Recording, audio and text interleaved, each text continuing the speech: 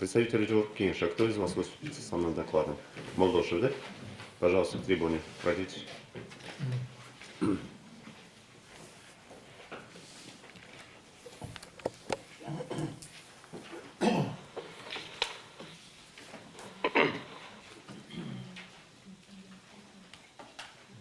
Уважаемый суд,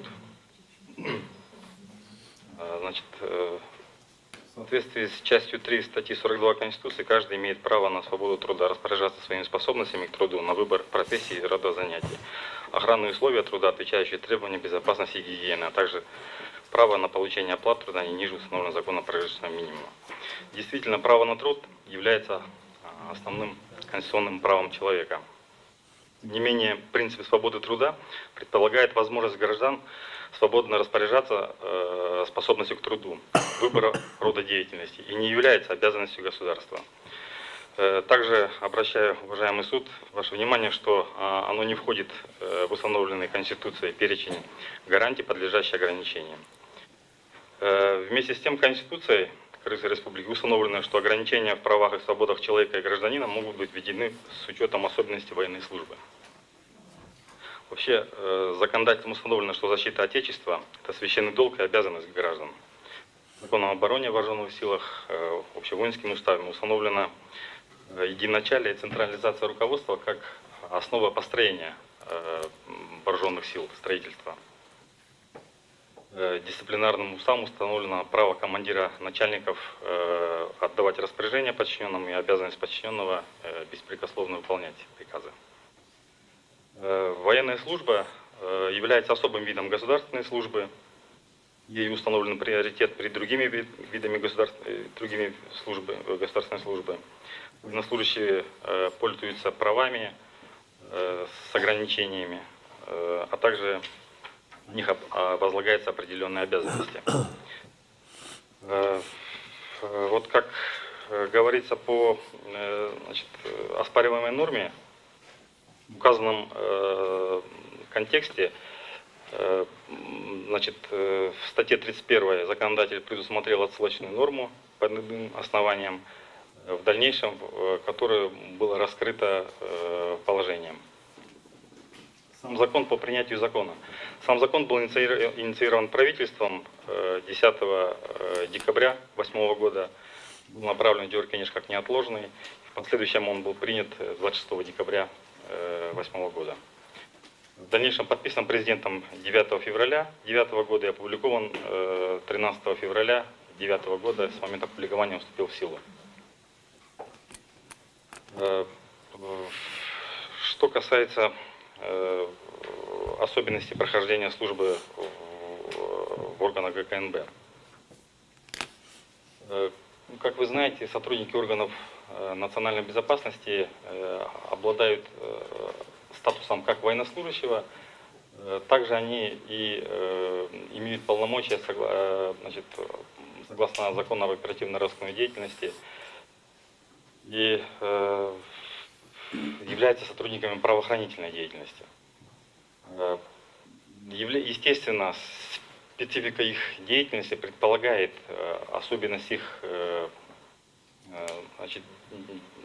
особенность их поведения, в котором могут быть заинтересованы интересы и других спецслужб, каких-то там экстремистских, террористических организаций и так далее. Что касается... Также хочется отметить, что указанные нормы не носят императивный характер. По конкретным основаниям, на основании служебного расследования, командир начальник, как я уже говорил, на основании единоначалия построения структуры вооруженных сил, он имеет право принять решение, и не обязательно его увольнение, либо его неувольнение. Далее, что касается...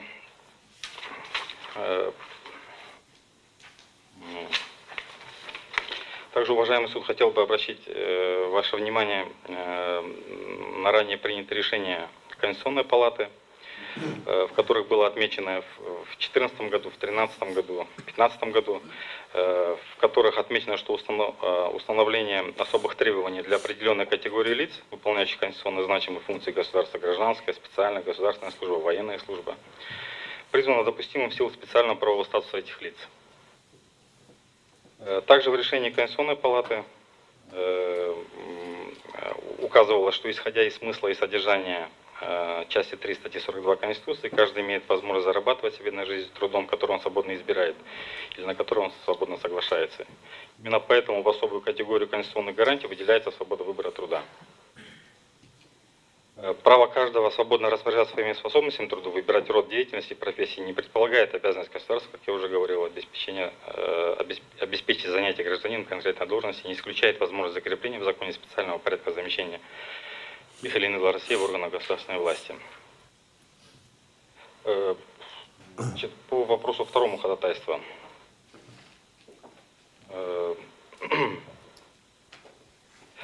Согласно Конституции, Конституционному закону о правительстве, правительство обеспечивает исполнение Конституции и законов.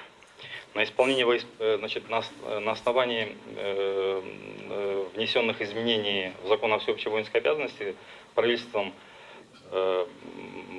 были внесены изменения в порядок прохождения военной службы офицерским составом, в котором были более детализированы отдельные нормы, позволяющие, значит,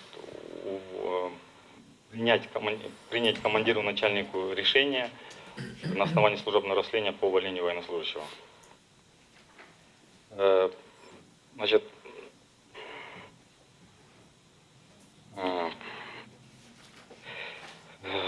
по третьему вопросу, значит, по третьим нормам, оспариваемым истцом, по дисциплинарному уставу. Тут немножко Бакаевич немножко запутался, контрактники, не контрактники. У нас военнослужащие есть контрактная служба, есть срочная служба. Две категории определены.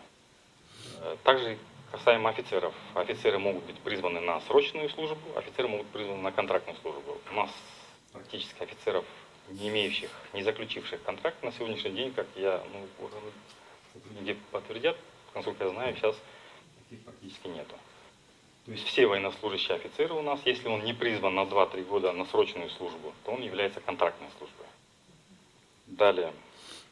Немножко, Марат Бакаевич немножко оспаривает нормы, что, значит, военнослужащий уже не будет военнослужащим после того, как приказ вышел об увольнении. Для сведения хотелось бы пояснить, у военнослужащих особый порядок увольнения с военной службы, и военнослужащий является военнослужащим, как ему было верно сказано, до момента включения списков личной состава части. То есть с момента выхода приказа председателя ГКДО и до момента исключения его из списков личного состава управления, он будет являться весь период военнослужащим. Что касается этого. Соответственно, тут никоим образом не оспаривается его право или возможность его оспаривания, либо он уже не будет являться военнослужащим, и нормы законодатель неправильно указал.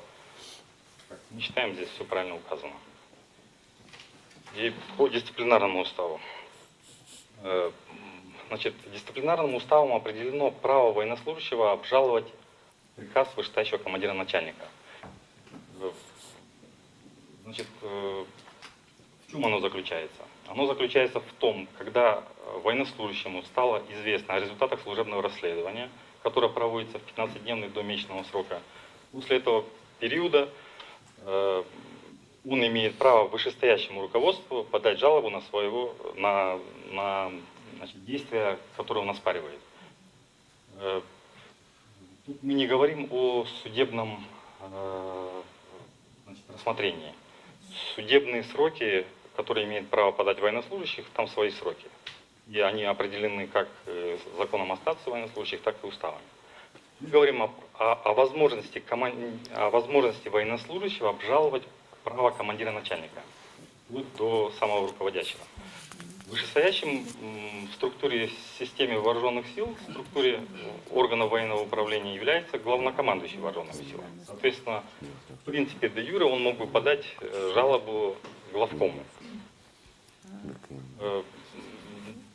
Им это сделано не было, соответственно, он имеет право подать жалобу в суд. А в суд на общих основаниях военнослужащий имеет право подавать жалобу.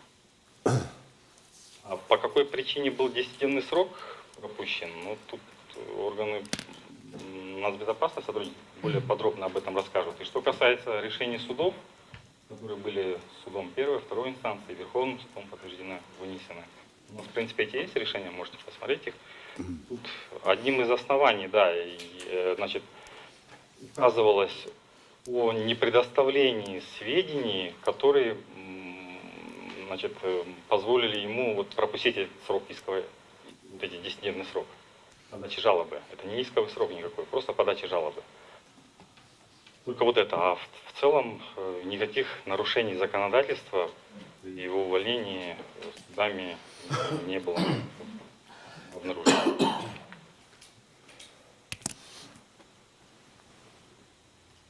Уважаемый суд, все, что У вас все, в да? принципе. Чи у вас, Муртаза Кулович, есть дополнение к выступлению Эрнеста Замяровича? Нет дополнения, я полностью поддерживаю представителя Молдошева. Свет Садыковна, есть Не, дополнение? тоже нет дополнения. Нет дополнения, да?